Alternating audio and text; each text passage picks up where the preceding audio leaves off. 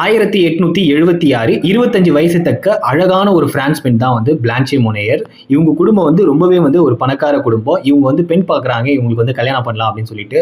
இந்த செய்தியை கேட்ட உடனே பிரான்ஸ்ல இருக்கிற நிறைய பணக்காரர்கள் வந்து பாத்தீங்கன்னா வரிசையில வந்து நிக்கிறாங்க. பிளான்சே மோனேயரை வந்து கல்யாணம் பண்ணிக்கலாம் அப்படின்னு சொல்லிட்டு. ஆனா பிளான்சே மோனேயருக்கு வந்து பாத்தீங்கன்னா அந்த ஊர்லயே விக்டர் அப்படின்ற ஒரு நபர் மேல வந்து அவர் வந்து ஒரு லாயர் வந்து ஒரு ரொம்ப புவரான ஒரு நபர். அவர் மேல வந்து காதல் ஏற்படுது. அவர் தான் கல்யாணம் பண்ணிப்பேன் வந்து வீட்டுல வந்து தெரிவிக்கிறாங்க. ஆனா வீட்டுல வந்து இதை அக்செப்ட் பண்ண மாட்டேங்கிறாங்க. அதனால இந்த பெரிய தகராறா வந்து பெரிய சண்டையா வந்து வெடிக்கவே வீட்லயே வந்து ஹவுஸ் அரெஸ்ட் பண்றாங்க பிளான்சே மோனேயரை. அவங்க அம்மாவும் அவங்க அண்ணனும் சேர்ந்து அவங்கள வந்து வீட்டுக்கு மேலேயே ஒரு தனி அறையில சவுண்ட் ப்ரூஃப் பண்ணி அவங்கள வந்து அந்த ரூம்லயே வந்து அடைக்கிறாங்க. 1 வருஷம் 2 வருஷம் இல்லைங்க, கிட்டத்தட்ட 25 வருஷம் வந்து அவங்கள வந்து அடைச்சி வைக்கிறாங்க. சுற்றி இருக்க ரிலேட்டிவ் ஃப்ரெண்ட்ஸுக்குலாம் என்ன சொல்லிடுறாங்கன்னா, என் பொண்ணு வந்து மர்மமான முறையில் வந்து இறந்து போயிட்டாங்க, வெளியே வந்து பிக்னிக் போனோம் இறந்து போயிட்டாங்க, அங்கேயே வந்து காரியங்கள்லாம் முடிச்சிட்டோம் அப்படின்ட்டு வந்து சொல்லிடுறாங்க.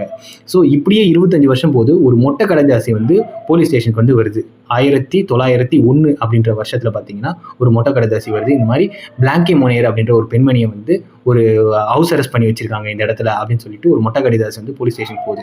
இதை கேட்ட போலீஸுக்கு வந்து பயங்கர ஷாக் ஆகுறாங்க. அந்த வீட்டில் போய் சர்ச் பண்றாங்க. பண்ணும்போது அவங்க அம்மாவும் அண்ணாவும் வந்து மறுக்கிறாங்க, என் பொண்ணு வந்து இறந்துட்டாங்க இல்லை அப்படின்னு சொல்லிட்டு. ஆனா ஒரு ஸ்பெசிஃபிக்கான பார்ட்டை வந்து வீட்டுக்கு மேலே போகும்போது ஒரு பயங்கர நாத்தடிக்குது.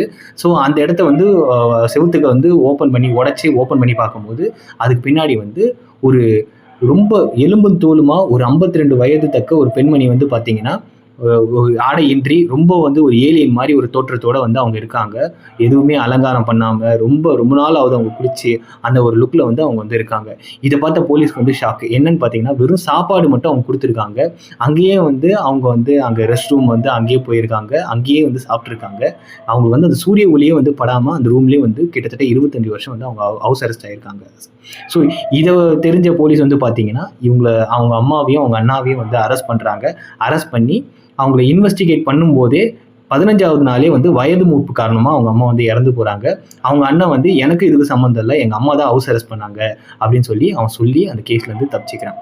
இதுல பாதிக்கப்பட்டது யாருன்னு பாத்தீங்கன்னா பிளான்சே மோனேயர் தான். பிளான்சே மோனேயர் வந்து அதுக்கப்புறம் 10 வருஷம் வந்து உயிரோட வாழ்றாங்க. அவங்க இந்த கேப்டிவிட்டில இருந்து வெளியே வரும்போது அவங்க லவ் பண்ணாங்கல்ல விக்டர் அப்படின்றவர், அவர் வந்து பல வருடத்துக்கு முன்னாடியே இவங்க நினைப்பால வந்து அவர் வந்து இறந்து போயிருக்காரு. ஸோ அவங்களோட கடைசி அந்த 10 வருடங்கள் உயிரோட இருக்காங்க மணல காப்பகத்துல. அவரோட நினைப்பாலே அங்க வந்து இறந்து போறாங்க. ஒரு சோகமான ஒரு முடிவோட இது வந்து இந்த கதை வந்து முடியுது.